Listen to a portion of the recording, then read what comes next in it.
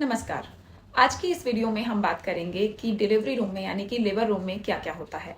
ये वीडियो खास है उन लोगों के लिए जो पहली बार प्रेग्नेंट हैं।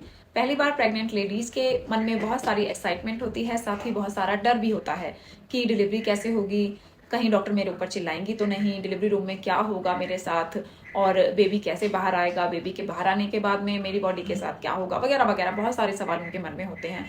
तो इन्हीं सारे सवालों का जवाब आपको इस वीडियो के एंड तक मिल जाएगा, तो वीडियो को एंड तक देखें।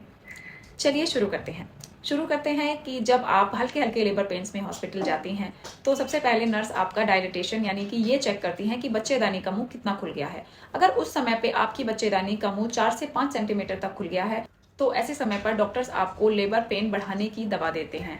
ये दवा आपको इंजेक्शन या ड्रिप के थ्रू दी जा सकती है। और जब आपके दर्द बढ़ने शुरू हो जाते हैं, आप एक्टिव लेबर में पहुंच जाती हैं, तो फिर से आपका डायलिटेशन चेक किया जाता है।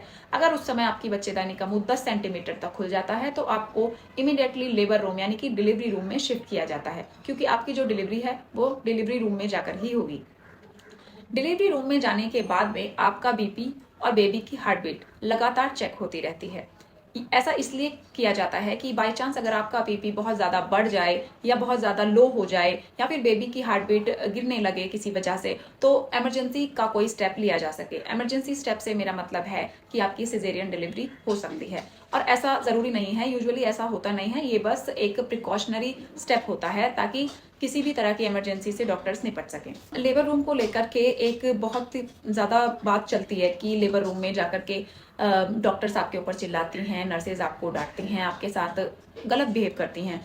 ये कहाँ तक सच है ये तो मैं नहीं जानती, लेकिन एक मेरा सजेशन आपके लिए है कि अपने आप को आप जो है कवर्ड रखें इंश्योरेंस के साथ। अगर आपका हेल्थ इंश्योरेंस रहेगा तो आप किसी अच्छे प्राइवेट हॉस्पिटल में अपनी डिलीवरी करवा सकती हैं। प्राइवेट हॉस्पिटल्स में नर्सेज और डॉक्टर्स आपको बहुत ज़्यादा सपोर्ट करते हैं, मेंटली भी और फिजिकली भी। तो चलिए अब टॉपिक पर आते हैं। जब आप एक्टिव लेबर में पहुंच चुकी होती हैं, फिर आती है पुश वाली स्टेज, जहां पर नर्सेज के सपोर्ट से आपको पुश करने के लिए कहा जाता है।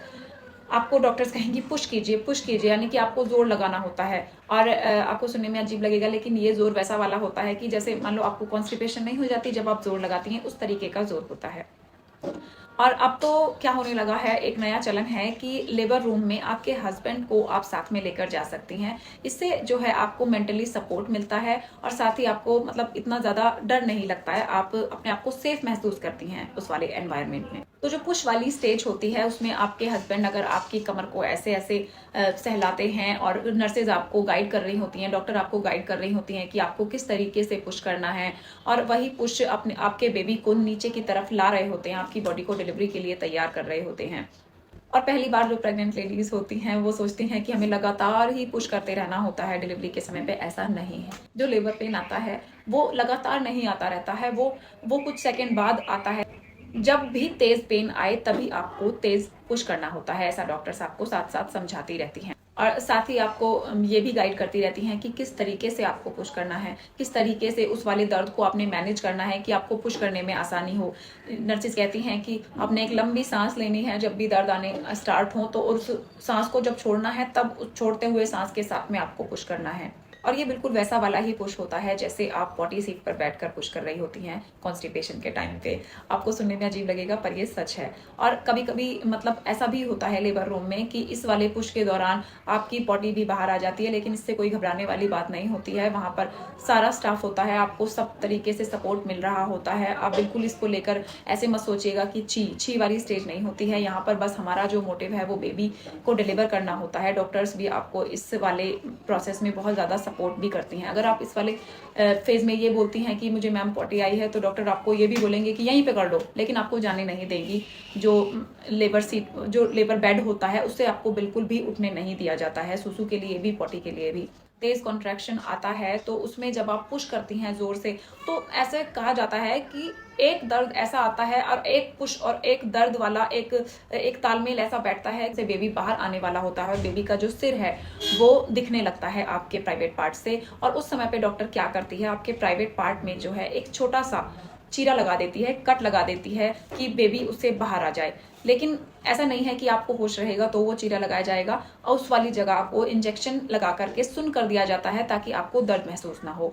और जैसे ही बेबी बाहर आ जाता है, डॉक्टर उसे डिलीवर कर लेती हैं। बेबी को बाहर निकाल करके उसकी अम्बिलिकल कॉर्ड काट करके डॉक्टर बेबी को नर्स को दे देती हैं और उसके बाद में आपके जो पेट की सफाई है, जिसमें कि आपका प्लेसेंटा रिमूव होने की जो है वेट करती है डॉक्टर। अगर प्लेसेंटा खुद से रिमूव हो जाता है तो ठीक है, क्योंकि बाद में भी कॉन्ट्रैक्शन पेन आते रहते हैं, उसमें प्लेसेंटा रिमूव हो जाता है खुद ब खुद। अगर नहीं होता है तो डॉक्टर्स फिर अपने आप प्लेसेंटा को रिमूव करती हैं और आपका जो कट लगाया था प्राइवेट पार्ट पर उसको स्टिच करती हैं। और स्टिच करने के बाद में आप जो है अब बिल्कुल डिलीवरी करने के बाद में अब आप फ्री हो चुकी हैं।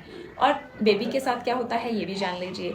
जब बेबी को डिलीवर करने के बाद में डॉक्टर ने नर्स को पकड़ाया था, वो नर्स उसको पीडियाट्रिशियन यानी कि बेबी के डॉक्टर के पास लेकर के जाती है और स्टार्टिंग के जो चेकअप होते हैं बेबी के, जिसमें बेबी की सेंसेस और बेबी के वाइटल्स लिए जाते हैं, हार्ट बीट वगैरह सब ली जाती है, टेम्परेचर चेक किया जाता है, सभी चीज़ें बेबी की चेक की जाती हैं। और बेबी को पीडियाट्रिशियन जो होता है, जो बच्चे वाला डॉक्टर होता है, बेबी को साफ करने के बाद में आपकी फैमिली को दिखाता है और आपको उसके बाद में आपके रूम में या फिर वार्ड में शिफ्ट कर दिया जाता है, जहां आप अपनी फैमिली से मिल सकती हैं और अपने जो खुशियों के पल हैं वो अपनी फैमिली के साथ जी सकती हैं।